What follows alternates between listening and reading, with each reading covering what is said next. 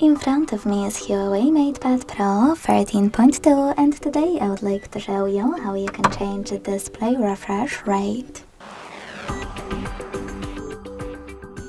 Begin by launching Settings and clicking on Display and Brightness.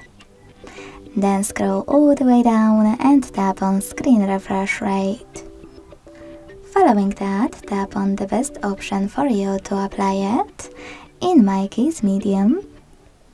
And when you finished, go back.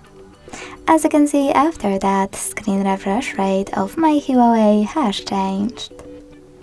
Thanks so much for watching. If you enjoyed this video, leave a like, comment and subscribe. Bye!